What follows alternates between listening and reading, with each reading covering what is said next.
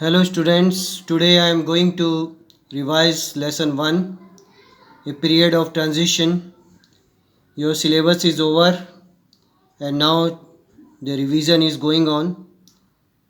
I think that you have learned these lessons and there will be a test, I think, and for that you have to learn the whole syllabus.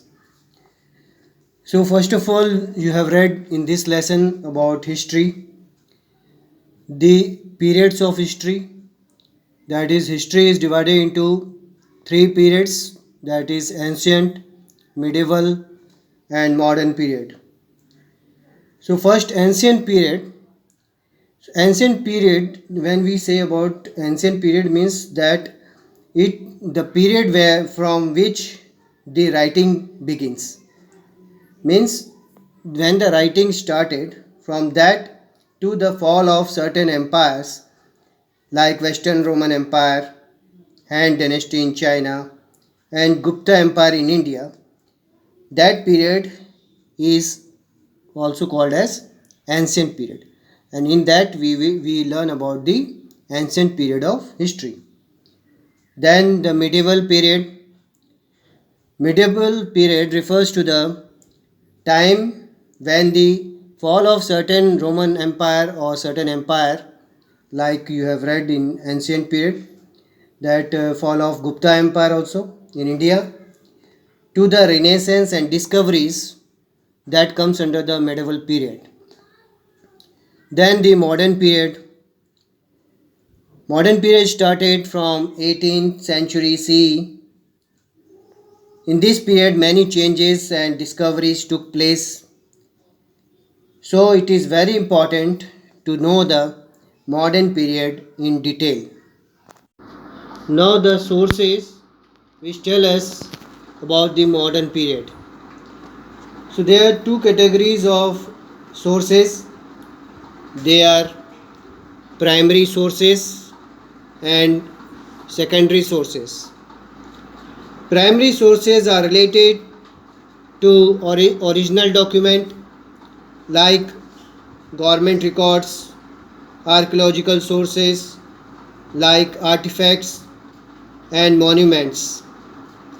Secondary sources are related to the reviews and reports based on the primary sources.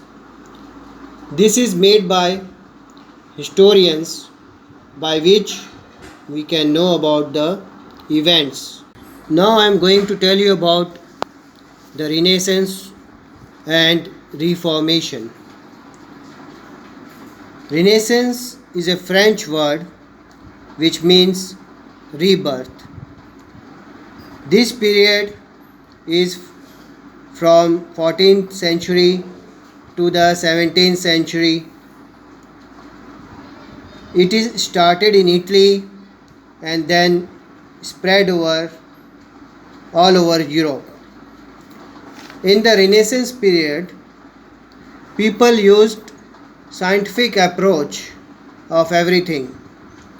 They first thought about anything, then they used logic, and they didn't believe in church blindly. There were many discoveries took place during the Renaissance, like Galileo and Rene Descartes made a new approach in mathematics and astrology. Copernicus also proved that the sun was at the center and all the planets revolved around the sun. Before him, the people believed that the sun and the planets revolved around the earth. So he proved it wrong and proved that sun is at the center. So he made the sun concentric theory.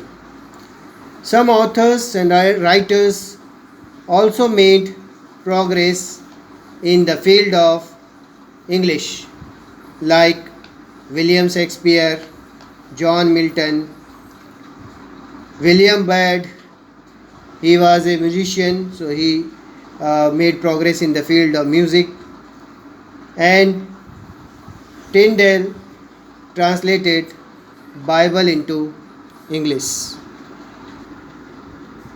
Now, Reformation. Reformation is a term taken from Latin, means restoration. So Reformation took place in church because there was some corruption. The church indulged in many malpractices and false doctrines in order to enrich itself and stay powerful. So, what upset people the most was the corrupt practice of buying and selling of the church position and corruption within the church hierarchy. The malpractices involved in the sale of indulgences and pardons caused a lot of resentment. The next cause was rise in the power of monarchy. The Pope, as the head of the church, had risen to great economic and political power during the Middle Ages. As feudalism declined, there were emergence of strong rulers in Europe. The economic condition. The church had gathered enormous wealth while the common people lived in misery and in fear of the church. The church levied taxes on people, so gradually the new inventions and discoveries changed the attitude of several people towards the church. Now I am concluding today's topic, and in the next video I will teach you about the voyages and discoveries and about the Industrial Revolution. So thank you for today and watch the next video.